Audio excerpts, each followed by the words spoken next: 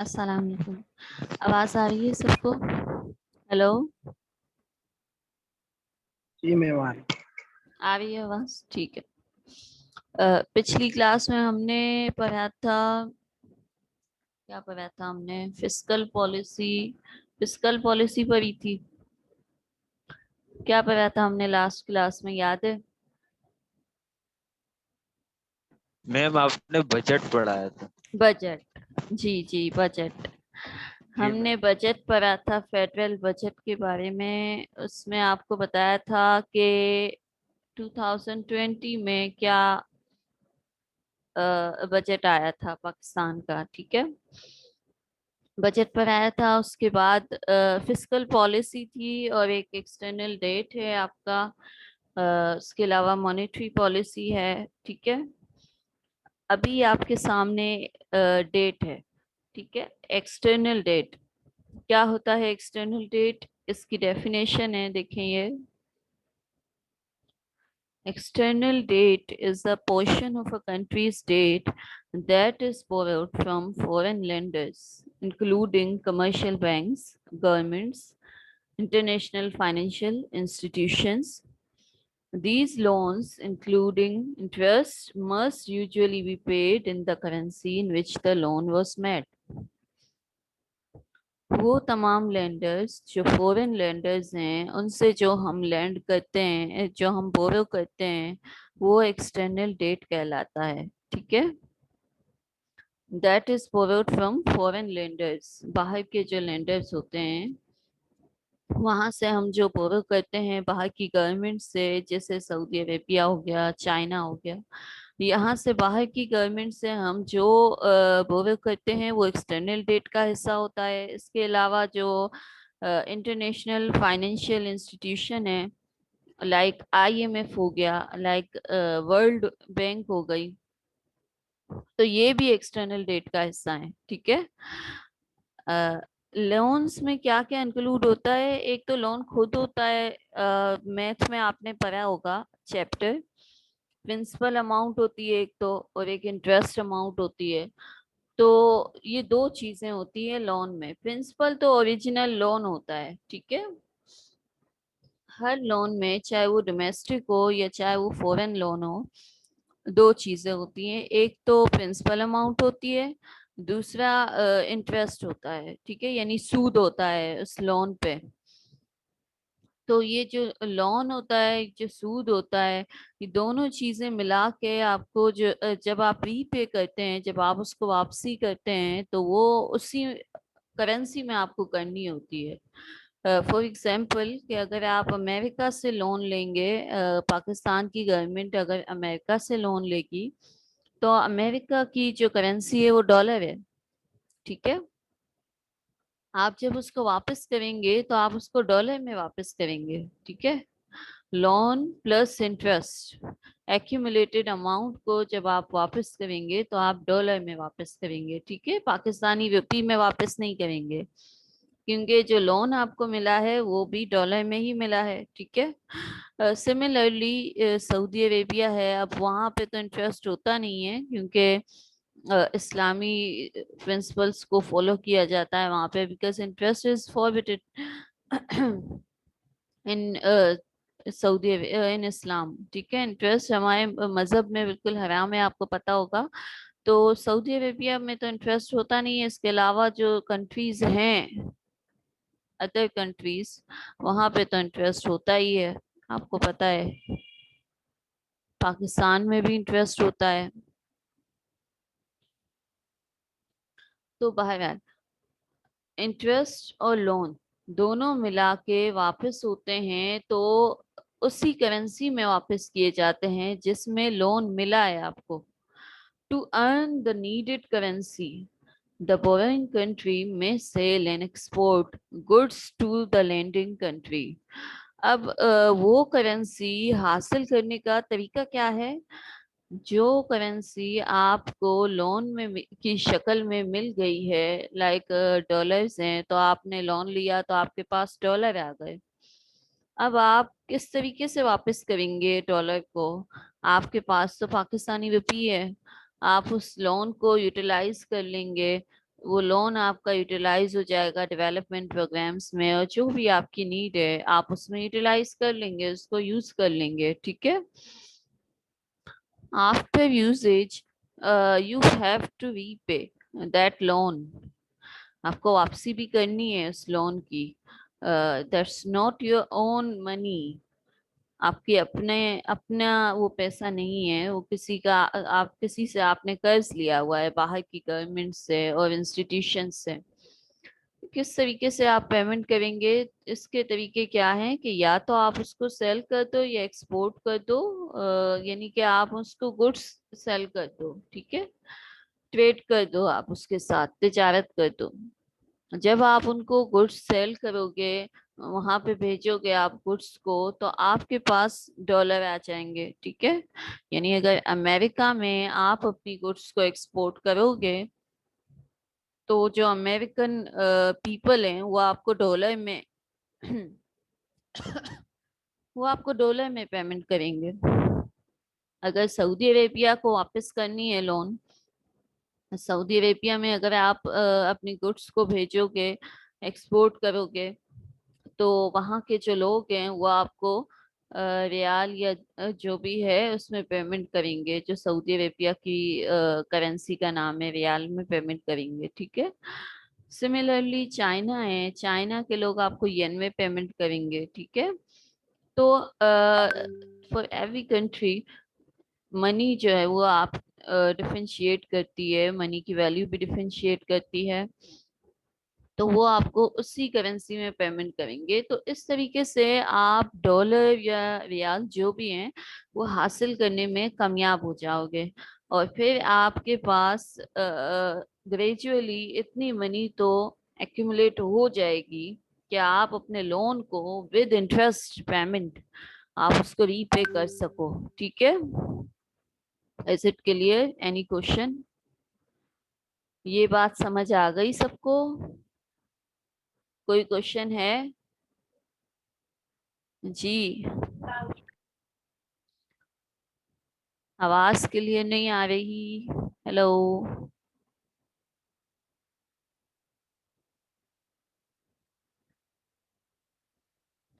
अच्छा, तो इसके बाद एक्सटर्नल डेट के बाद देखें, अ डेट क्राइसिस। अब डेट क्राइसिस क्या होता है? A debt crisis can occur if a country with a weak economy is not able to repay the external debt due to an inability to produce and sell goods and make a profitable return. Debt crisis का मतलब है कि अगर आप अपने loans को वापस नहीं कर पा रहे हो, तो आप डेट क्राइसिस में आ जाओगे। और आप अपने लोन को कब वापस नहीं कर पाते हो?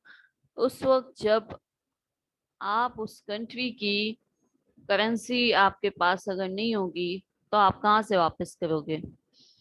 तो you must have to resell goods, you must have to export goods and trade with the lender. जो आपको मनी लेंड कर रहा है, जो आपको कर्ज दे रहा है, जो भी करेंसी है, डॉलर में दे रहा है या रियाल में दे रहा है, तो आपको चाहिए कि आप उसी कंट्री में क्या करो, गुड्स को सेल करो या फिर एक्सपोर्ट करो, ताकि आपके पास डॉलर आ जाए। जब आपके पास डॉलर आ जाएगा तो आप उसी करेंसी में अपने डेट को वापस कर सकोगे। अदरवाइज जैसा कि हमारा पाकिस्तान है, यहाँ पर भी आप देखें, अभी डेट की सूरत हाल हम देखेंगे। डेट बहुत ज्यादा है पाकिस्तान पर, एक्सटर्नल डेट, आईएमएफ का, वर्ल्ड बैंक का, और जो बाहर के कंट्रीज हैं, बहुत ज्यादा डेट है पाकिस्तान के ऊपर। अ, हम और आप जो सेल्स टैक्स की सूरत में अपनी गवर्नमेंट को पे कर रहे हैं, उसका एक बहुत बड़ा हिस्सा डेट डेट सर्विसिंग एक्सपेंसेस की सूरत में चला जाता है हमारे मुल्क से। एक बहुत बड़ी जो अमाउंट है वो डेट सर्विसिंग एक्सपेंस की सूरत में चली जाती है, यानी कि लोन भी पे करना है, फिर लोन के ऊपर जो इंटरेस्ट की अमाउंट है वो इंटरेस्ट की अमाउंट भी पे करनी है। तो इंटरेस्ट भी बहुत ज्यादा है, इंटरेस्ट भी कम नहीं है, बिकॉज लोन भी ज्यादा है। लोन ज्यादा है, लोन की जब तक पेमेंट नहीं होगी तो इंटरेस्ट जो है वो कंपाउंड होता जाएगा। आपने मैथ्स में पढ़ा होगा कि कंपाउंड इंटरेस्ट क्या होता है। क्या होता है कंपाउंड इंटरेस्ट? Anyone nose? बता सकता है कोई क्या होता है कंपाउंड इंटरेस्ट? मैम जब आपको एक बार इंटरेस्ट मिलता है तो दूसरी दूसरी दफा जब दूसरे साल आपको इंटरेस्ट मिलेगा तो वही पहले अमाउंट को प्लस करके आपको मिला जाएगा। जी, जब आप इंटरेस्ट को पे नहीं करते हो तो वो इंटरेस्ट आपके प्रिंसिपल में ऐड हो जाता है। फिर जब नया इंटरेस्ट लगता है तो वो एक बिगर अमाउंट पे अप्लाई हो रहा होता है, ठीक है, बिगर देन प्रीवियस अमाउंट। अब जब आप 2019 का इंटरेस्ट पे नहीं करोगे तो जो 20 की प्रिंसिपल होगी वो उससे हायर हो जाएगी 19 से, ठीक है। फिर जो इंटरेस्ट होगा वो भी हायर होगा। फिर अगर वो भी आप इंटरेस्ट पे नहीं करोगे तो आपका जो प्रिंसिपल है वो एक्यूमुलेट होता चला जाएगा, आपका जो इंटरेस्ट है वो कंपाउंड होता चला जाएगा। और इंटरेस्ट कंपाउंड होने से आपका जो आने वाला इंटरेस्ट है वो बहुत ज्यादा हायर हो जाएगा। और इसी तरीके से ये होगा कि आपके ऊपर जो लाइबिलिटी है वो बढ़ती चली जाएगी, ठीक है, speedly. The International Monetary Fund is one of the agencies that keeps track of countries' external debt. The World Bank publishes a quarterly report on external debt status. अब ये दो इदारे हैं जो एक्सटर्नल डेट की मैनेजमेंट भी करते हैं और डेट प्रोवाइड भी करते हैं। पता ही होगा आपको कि पाकिस्तान आईएमएफ और वर्ल्ड बैंक से बहुत ज्यादा जो है ना वो कर्जा लिया हुआ है। If a nation is unable to refuses to repay its external debt, it is said to be in sovereign default.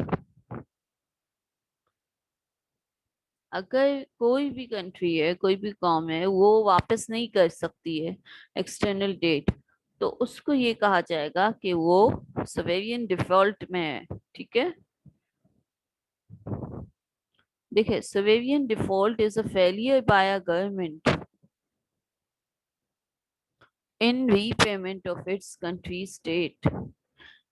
Sovereign default का मतलब ये है कि कोई भी गवर्नमेंट अपने डेट को पे करने में नाकाम हो जाए। Countries are typically hesitant to default on their national debts, since doing so will make borrowing funds in the future difficult and more expensive. तो इसके नतीजे में क्या होता है कि जब कोई भी कंट्री अपना डेट वापस करने में नाकाम हो जाती है तो फिर आने वाले वक्त में, फ्यूचर में जो उसको नीड्स होंगी, उसको फाइनेंस करने के लिए जब उसको फंड्स चाहिए होंगे तो वो बोरो नहीं कर सकेगी, बिकॉज उसकी जो क्रेडिट स्टैंडिंग है वो वीक हो जाएगी। क्रेडिट स्टैंडिंग वीक होने के नतीजे में जो नेशंस हैं, अदर नेशंस हैं, वो उस पर रिलाई नहीं करेंगी। जो इंस्टीट्यूशंस हैं वो भी जब उसका डेट का ट्रैक देखेंगे तो उस पर रिलाई नहीं करेंगे। और इसके लिए फिर क्या हो जाएगा, उस मुल्क के लिए एक तो मुश्किल हो जाएगा फंड्स का हासिल करना, दूसरा ये कि एक्सपेंसिव भी हो जाएगा। However, Sovereign countries are not subject to normal bankruptcy. Debt pay ना करने का मतलब है कि ये नहीं है कि वो बैंकरप्ट हो गए यानी दिवालिया हो गए। Laws and have the potential to escape responsibility for debts often without legal consequences. Legal consequences होते हैं, तरीकाकार होते हैं कानूनी, उसके मुताबिक होता है फिर कि क्या करना है। Nations who maintain their own currency whose state is dominated and that currency will have the option to implicitly default by inflating their currency via printing more money to cover the outstanding portion.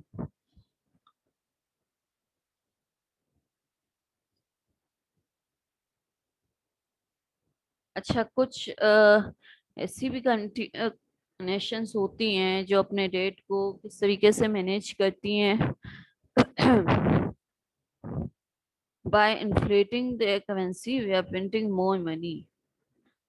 Currency को की value को नीचे ले आके और फिर money को print out करके, ये भी तरीके होते हैं। Nations who maintain their own currency whose debt is dominated in that currency will have the option to implicitly default by inflating their currency. उनके पास ये भी ऑप्शन होता है कि वो अपनी करेंसी को वीक करके, प्रिंट आउट करके, मोर प्रिंट आउट करके अपने आउटस्टैंडिंग पोर्शन को कवर कर लें।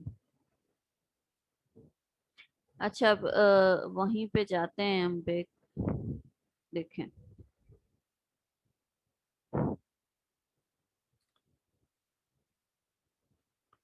How external debt is used by borrower, sometimes referred to as foreign debt. Corporations as well as governments can procure external debt. अच्छा, अब एक्सटर्नल डेट में जो है वो कॉर्पोरेशंस और गवर्नमेंट्स ये सब होती हैं। In many instances external debt takes the form of a tied loan, which means the funds secured through the financing must be spent in the nation that is providing the financing. अब इसमें ये बता रहे हैं कि कभी कभी ऐसा भी होता है कि जो एक्सटर्नल डेट है वो एक टाइड लोन की सूरत जो है वो इख्तियार कर लेता है, which means the fund secured through financing must be spent in the nation that is providing the financing. यानी कि वही बात आ गई कि जो कंट्री आपको फाइनेंस कर रहा है वहीं पे आप अपनी फाइनेंसिंग कर रहे हो, ठीक है। यानी अगर अमेरिका आपको फाइनेंस कर रहा है, अमेरिका लोन दे रहा है, तो आप अपने फंड्स को सिक्योर इस तरीके से करेंगे कि आप अपनी फाइनेंसिंग अमेरिका में ही करेंगे, ठीक है। यानी वहीं पे आप ट्रेडिंग करेंगे, एक्सपोर्ट करेंगे। For instance, the loan might allow one nation to buy resources it needs from the country that provides the loan. Loan को आप इस तरीके से भी यूटिलाइज कर सकते हैं कि जो आपको लोन प्रोवाइड कर रहा है वहीं से आप रिसोर्सेज को खरीद लें, ठीक है। ये भी लोन को सिक्योर करने का तरीका होता है कि जो कंट्री आपको लोन प्रोवाइड कर रहा है या तो आप वहीं से रिसोर्सेज को बाय कर लें, तो ताकि उनको उनके सामने है, आपका जो यूटिलाइजेशन है उनके सामने ही है और आप उनको फायदा भी पहुंचा रहे हैं, ठीक है। यानी आपकी एक तो नीड भी पूरी हो गई और आप जो लोन उन्होंने आपको दिया था उससे आपने रिसोर्सेज आपने बाय कर लिए और उसी कंट्री से आपने बाय कर लिए। फॉर एग्जांपल, अगर आपने अमेरिका से लोन लिया है, ठीक है, डॉलर की सूरत में, तो अमेरिका से लोन लेने के बाद जो भी नीड है पाकिस्तान की, फॉर एग्जांपल अगर पाकिस्तान में जो है वो शुगर चाहिए, शुगर की कमी है, आपको शुगर चाहिए, आपने शुगर अमेरिका से ही खरीद ली, ठीक है। अमेरिका से आपने शुगर खरीद ली तो आपका जो लोन है वो उसी कंट्री में आपने उसकी पेमेंट कर दी, ठीक है। तो ये लोन जो है ये एक टाइड लोन इसको कहा जाता है कि आपने वहीं से जो है ना वो रिसोर्सेज की बाइंग और सेलिंग शुरू कर दी, ठीक है। External debt particularly tied loans might be set for specific purposes that are defined by the borrower lender. Such financial aid could be used to address humanitarian or disaster needs. For example, if a nation faces severe famine and cannot secure emergency food through its own resources, it might use external debt to procure food from the nation providing the tied loan. If a country needs to build up its energy infrastructure, it might leverage external debt as part of an agreement to buy resources, such as the material to construct power plants in underserved areas. Tied loan को इस्तेमाल करने के ही आगे मुख्तलिफ तरीके बताए हैं इन्होंने कि या तो अगर आपके मुल्क में फूड क्राइसिस है, फूड इनसिक्योरिटी है, जैसे पाकिस्तान में आपको नजर आती है बहुत सारे इलाकों में, तो आप फूड के रिसोर्सेज भी बाय कर सकते हैं बाहर की कंट्रीज से। अगर पावर प्लांट आपको कंस्ट्रक्ट करने हैं, पावर की कमी है, एनर्जी की कमी है, तो आप एनर्जी के लिए भी रिसोर्सेज आप बाय कर सकते हैं उन कंट्रीज से जो आपको लोन प्रोवाइड कर रहे हैं, आप उनसे ही बाय कर लें। ठीक है, वहीं से आप बाय कर लें अपने रिसोर्सेज को। तो इससे क्या होता है कि जो रिस्क है वो कम हो जाता है। रिस्क को कम करने का ये तरीका है कि आप वहीं से बाय कर लें रिसोर्सेस को। ठीक है, लोन को यूटिलाइज कर लें आप। अच्छा, अब उसके बाद आप देखें, यहाँ पे आ जाए, यहाँ तक आपको कोई क्वेश्चन है, कोई सवाल है? आज सवाल पार्टिस ये है कि जी जी आप ये फरमाइए। नोट्स वगैरह शेयर कर, ये जी, लिंक्स वगैरह, सवाल क्या लिंक्स है? वगैरह आप, ये लिंक्स वगैरह आप शेयर कर दें, ये लिंक्स नहीं नोट्स दिए जो भी। मैंने। ठीक है, लिंक असल में लिंक मैंने ये सोच के नहीं दिए कि जो इम्पोर्टेंट होंगे वही आपको लिंक दिए जाएंगे। ठीक है, यानी कि मेन मेन जो लिंक हैं वही आपको सेंड किए जाएंगे। ठीक है, लेकिन इंशाल्लाह आज आपको मैं सेंड कर दूंगी ताकि आप साथ साथ स्टडी भी कर लें। इसके अलावा कोई क्वेश्चन है आपको? वैसे आज पार्टिसिपेंट्स की तादाद अच्छी खासी है, 15 जी मैम, पार्टिसिपेंट्स। ये मेरे, आज मैंने इनको कुछ कहा है इसलिए, जी, मैंने इनको कहा कि आप आ जाए क्लास में। अच्छा, आपने उनको कहा कि आप आ जाएं। मैं कहता हूँ ज्वाइन, लेकिन आज मैंने बात कर कहा। अच्छा, अब देखें, ये आपके पाकिस्तान का जो है वो डेट और लाइबिलिटीज की एक समरी है। पाकिस्तान के ऊपर कितना डेट है, पाकिस्तान के ऊपर कितनी लाइबिलिटीज हैं, इसकी एक समरी जो है वो उसमें बताई हुई है। स्टेट बैंक ऑफ पाकिस्तान का इशू किया हुआ ये डॉक्यूमेंट है। ठीक है, अच्छा, अब ये जो फिगर्स हैं ये बिलियंस में हैं, बिलियन ऑफ रुपीस में है। ठीक है, यहाँ पर आपको इसे थाउजेंड्स में नजर आ रही हैं लेकिन बिलियंस ऑफ रुपीस में है। यहाँ पर देखें, जून 2020, जून और सितंबर में बताया हुआ है।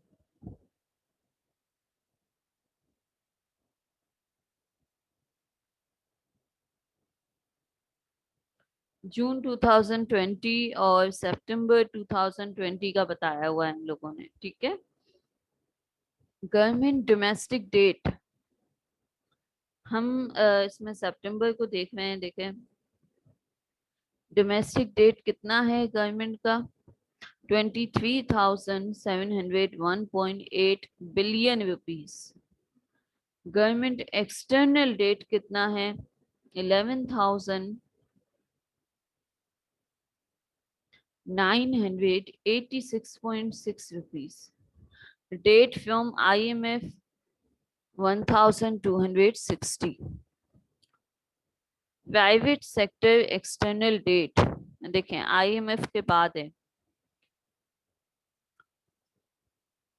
डेट फ्रॉम IMF है, फिर एक्सटर्नल लाइबिलिटीज हैं। डेट फ्रॉम IMF कितना है 1260 बिलियन रुपीस, 60.7 बिलियन। उसके बाद है प्राइवेट सेक्टर एक्सटर्नल डेट, तो प्राइवेट सेक्टर एक्सटर्नल डेट भी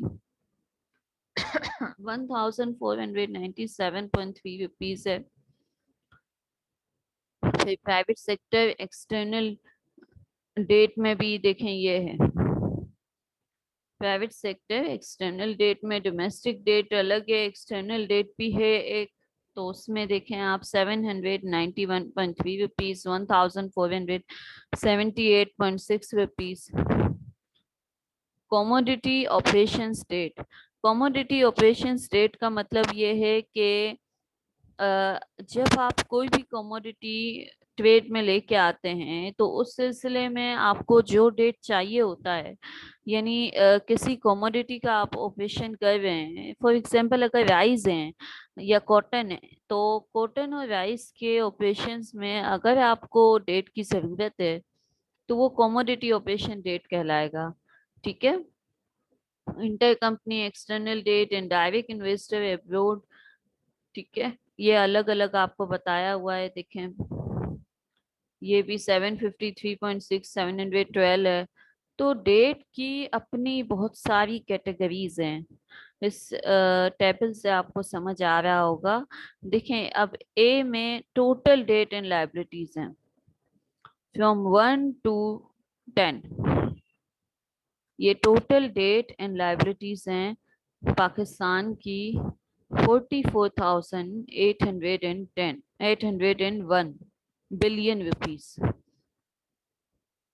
उसमें जो ग्रोस पब्लिक डेट है सम ऑफ 1 to 3, यानी कि पब्लिक डेट में क्या है, government domestic debt, government external debt, debt from IMF, इन तीनों को सम किया है इन लोगों ने, तो ये बताया इन लोगों ने 36,949, यानी कि ये जो ऊपर के तीन हैं इन तीनों को सम किया है। आपको नजर आ रहे हैं, देखें 23,701 है और 11,986 है, 1,260 है।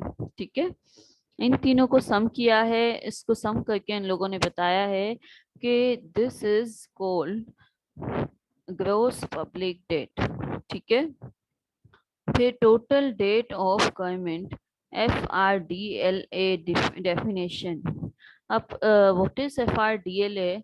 FRDLA is the, देखें, as per Fiscal Responsibility and Date Limitation Act 2005, ये इसकी फुल फॉर्म है FRDLA की, as per fiscal responsibility and debt limitation act. ये कोई खास एक्ट है, कानून है, fiscal responsibility and debt limitation act. तो उस जिसको जो आया 5 में है 2005 में, उसको अमेंड किया गया है, यानी इसमें तब्दीलियां लाई गई हैं 2017 में। तो अब आप देखें इसको, इसमें क्या क्या है, total debt of government means the day, इसका मतलब है कि टोटल डेट ऑफ गवर्नमेंट का मतलब है debt of federal government and debt of provincial government serviced out of the consolidated funds and debts of 2 IMF less accumulated deposits of the federal and provincial government with the banking system। इसका मतलब ये होता है FRDLA का मतलब कि federal और provincial दो हुकूमतें होती हैं किसी भी मुल्क में, एक वफाकी हुकूमत होती है जिसको फेडरल गवर्नमेंट कहा जाता है, एक सूबाई हुकूमत होती है जिसको प्रोविंशियल गवर्नमेंट कहा जाता है। ठीक है, इन दोनों के अलग अलग डेट होते हैं, दोनों के डेट को टोटल किया जाए, फिर टोटल करने के बाद वो फंड्स माइनस कर दिए जाएं जो फंड्स आपके पहले से मौजूद हैं बैंकिंग सिस्टम में। यानी कि अगर आपने IMF से कर्जा लिया है तो फेडरल और प्रोविंशियल गवर्नमेंट का IMF से जितना भी कर्जा लिया हुआ है, अगर वर्ल्ड बैंक IMF के पास कुछ फंड्स हैं आपके, तो आप उनको माइनस कर देंगे पहले। ठीक है, ताकि आपको पता चले कि आपके पास आपके ऊपर नेट कितना है, फंड नेट आपके ऊपर कितना आपने बोरो किया हुआ है, कितना आपने डेट लिया हुआ है। अच्छा, अब उसके बाद आप देखें, ये FRDLA था, total debt of government FRDLA definition, तो ये थोड़ा सा डिफरेंट होगा। देखें ये कम हो गया है अब FRDLA के मुताबिक। पहले 36 जो आपके पास ग्रोस पब्लिक डेट था वो 36 था जी। बी में लिखा हुआ है, देखें ग्रोस पब्लिक डेट वो 36,000 and something in billion rupees है। लेकिन जो total debt of government FRDLA के मुताबिक है, इस एक्ट के मुताबिक आपका जो डेट है वो 33,000 एंड समथिंग है। Then total external debt and liabilities, total external debt और लायबिलिटीज कितनी है? 18,867 बिलियन रुपीज।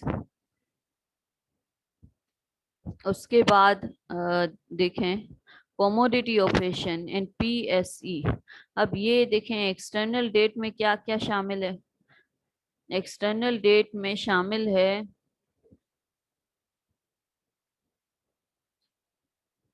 एक तो सेकंड से लेकर आपका 6 तक, ठीक है।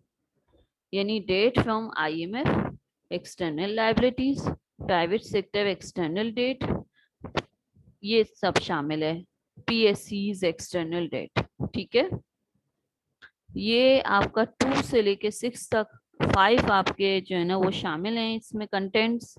उसके बाद कहते हैं कि इसमें 10 भी शामिल है, यानी inter company external debt from direct investor abroad.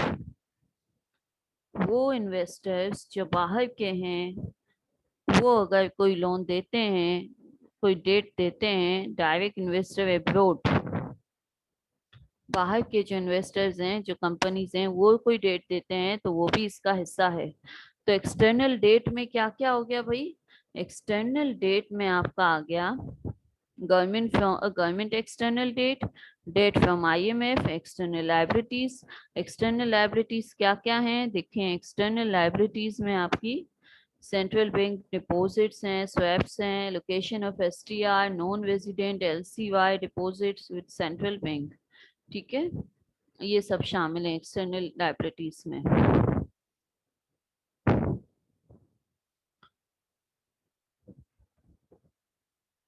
Private sector external debt है, PSEs एक्सटर्नल डेट है, और 10 में inter company external debt from direct investor abroad. ये सब चीजें शामिल हैं किसमें? Total external debt and liabilities का ये हिस्सा है, फ्रॉम 2 to 6 + 10, ठीक है। ये कंटेंट्स हैं। फिर commodity operation and PSE debt sum of 6 to 8, 6 से लेके 8 तक इसको टोटल किया है कमोडिटी ऑपरेशंस और प्राइवेट सेक्टर एक्सटर्नल डेट में, ठीक है। उसके बाद आप देखें ये टोटल किया हुआ है again, total debt and liabilities, gross public debt, total debt of government, total external debt and liabilities, commodity operation and PSEs debt, ठीक है। ये इन्होंने अगेन इसको टोटल किया है, फिर इसको जो है वो बिलियन ऑफ रुपीस में बताया है, ठीक है। अच्छा, अब ये डेट की तफसील थी।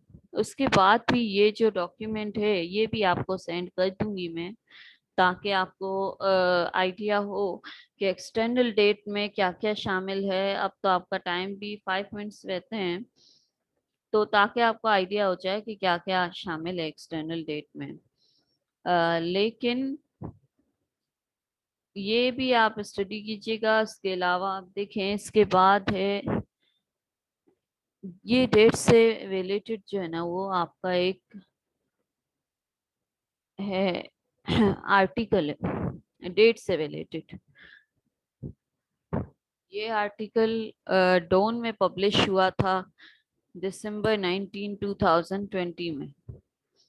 पूरा डेट से रिलेटेड है, डेट का ही इसमें बताया हुआ है कि पाकिस्तान पर इतना ज्यादा डेट क्यों है। जैसा कि आपको पता ही होगा कि हर साल जो डेट है वो बढ़ता चला जा रहा है। ठीक है, डेट लेने से क्या होता है कि जब जब आप कर्जा लेते हो, आपकी जो खुद मुख्तारियत है किसी भी कंट्री की, जो इंडिपेंडेंसी है, वो जो है वो कंट्रोल में आ जाती है। ठीक है, बहुत ज्यादा नुकसान आते हैं डेट के। डेट का सबसे बड़ा नुकसान ये है, डेट का सबसे बड़ा जो टॉपिक है वो ये है कि डेट की वजह से, कर्जे की वजह से जो इकोनॉमिक ग्रोथ है वो स्लो हो जाती है बहुत ज्यादा। क्या वजह है कि डेट की वजह से क्यों स्लो होती है इकोनॉमिक ग्रोथ? क्योंकि डेट जब हम लेते हैं तो हमारी जो रेवेन्यूज हैं, किसी भी कंट्री की जो रेवेन्यूज हैं, उसका ज्यादातर हिस्सा टैक्स की पेमेंट में, जो टैक्स की पेमेंट से हमें मिलता है रेवेन्यूज का ज्यादातर हिस्सा, वो डेट की पेमेंट में चला जाता है। जब आप डेट की पेमेंट करने में अपनी रेवेन्यूज को यूज कर लेते हो, तो डेट के जो मकासद हैं कि आप उसको डेवलपमेंट पर्पस में यूज करोगे, आप उससे ये कर लोगे, आप उससे वो कर लोगे, एजुकेशन को, एजुकेशन का स्ट्रक्चर अच्छा करोगे, इंफ्रास्ट्रक्चर में खर्च करोगे उसको वो सारे पर्पस जो हैं वो फेल हो जाते हैं जब आप डेट की पेमेंट करते हो। क्योंकि जब आप डेट की पेमेंट करते हो तो आपकी रेवेन्यूज का एक बहुत बड़ा हिस्सा उसमें चला जाता है। ठीक है, तो ये इसका सबसे बड़ा नुकसान है कि इकोनॉमिक ग्रोथ जो है वो स्लो हो जाती है। दूसरा क्या होता है कि जो कंट्री भी आपको डेट देगा, वो कंट्री आपके रिसोर्सेस पर उसका कंट्रोल होगा। वो आपके रिसोर्सेस को, आपके डिसीजंस को कंट्रोल करेगा। वो ये देखेगा कि आप अपने फंड्स को कहाँ पर यूटिलाइज कर रहे हो, कहाँ कहाँ यूटिलाइज कर रहे हो, कैसे यूटिलाइज कर रहे हो। ठीक है, क्योंकि डेट की यूटिलाइजेशन बहुत इम्पोर्टेंट है। आपको ये देखना होता है कि आप डेट को किस तरीके से यूटिलाइज कर रहे हो ताकि आपके फंड्स वापस आ सकें। उनको ये खतरा होता है कि फंड्स जो है वो वापस आएंगे या नहीं आएंगे हमारे पास, तो इसलिए वो ज्यादा से ज्यादा कंट्रोल करते हैं। फिर जैसे पाकिस्तान है, पाकिस्तान के डिसीजंस पर भी बहुत ज्यादा अमल दखल होता है फिर बाहर के कंट्रीज का, तो इस तरीके से जो फ्रीडम है उस पर बहुत ज्यादा इम्पैक्ट आता है। ठीक है, देखें ये तो सेशन आपका खत्म होने वाला है, 2 मिनट्स लेफ्ट। इसमें ये आपको आर्टिकल भेज भी दूंगी मैं। इसमें ये बताया हुआ है कि डेट एक तो क्यों है पाकिस्तान पर, उसके इम्पेक्ट क्या हैं, ये सब बताया हुआ है इसमें। Pakistan's foreign debt and liabilities have been increasing rapidly over the last several years. The government is forced to borrow heavily from external sources, including multilateral, bilateral creditors, commercial lenders, in order to meet its foreign debt repayment obligations, as well as to finance its budget, development, and imports. इसमें बता रहे हैं कि government को force किया जाता है कि आप मल्टीलेटरल, बायलेटरल क्रेडिटर्स से और कमर्शियल लेंडर्स से बोरो करें। होता है मल्टीलेटरल क्रेडिटर्स, मल्टीलेटरल क्रेडिटर्स का मतलब ये है कि एक से ज्यादा नेशन से आप जो है वो कॉन्ट्रैक्ट में हैं, आपने उनसे जो है वो कर्जा लिया है। बायलेटरल क्रेडिटर्स का मतलब है कि 2 नेशन से, ठीक है, 2 या 2 से ज्यादा जो है वो मल्टीलेटरल में आ जाते हैं। ताकि क्या किया जाए, एक तो अच्छा, डेट पास होगा इसलिए भी लिया जाता है ताकि दूसरे डेट की पेमेंट की जाए। जो बहुत ज्यादा ओल्ड हो गए हैं डेट, अगर उनकी पेमेंट आपको करनी है, इमरजेंसी में करनी है, अर्जेंट में करनी है आपको, तो उसकी पेमेंट के लिए आप नया डेट ले लेते हैं। कोई क्वेश्चन कर रहे हैं आप? जी, आवाज क्लियर नहीं आ रही है आपकी। हेलो, आप कुछ पूछ रहे हैं?